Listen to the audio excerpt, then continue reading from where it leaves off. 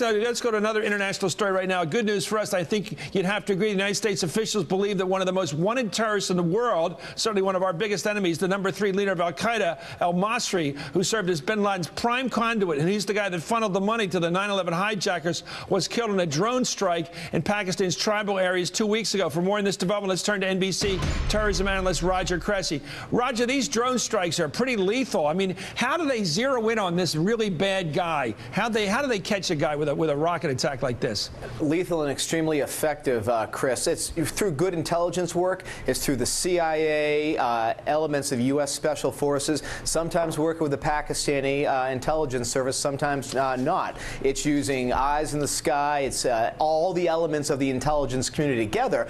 And then sometimes it's just some good luck. You need to have luck in this business. And this was a case where all-source intelligence, which is the official term, is used to identify where Yazid was, and they were able to take him out in a very effective strike.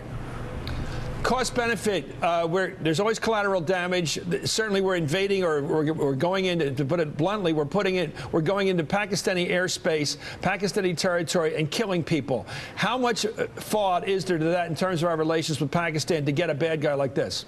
A lot of thought, but we need to keep in mind we're doing this with the cooperation of Pakistan. You know, there's this popular myth out there that we're doing this and we're violating Pakistan's sovereignty. That would be true if the Pakistani government wasn't supportive of it. They may not like all the ways we're doing it, but at the strategic level, it's in their interest because the Pakistani Taliban and al-Qaeda, the two groups we go after, to the government in Islamabad too. So there may be some tactical differences, but at the strategic level, they are fully behind this program. I always believe that countries are moved by its middle class. Do the middle class people in Islamabad, the people who are in a developed part of Pakistan, are they with us on this?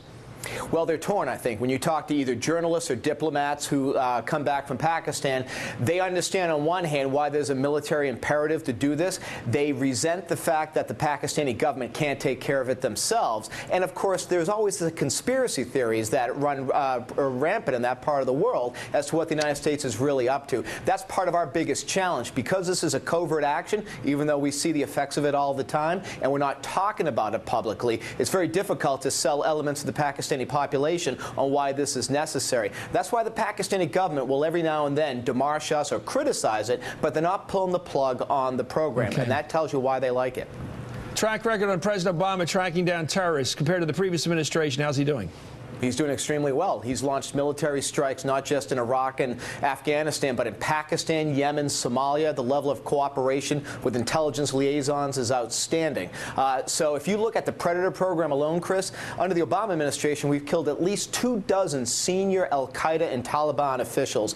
Under the Bush administration, it was probably that same level, maybe a little bit less. And what we're talking about here, less than 2 years of a presidency. So if you look at Predator by itself, it's been extremely effective, and this administration's used it extremely well.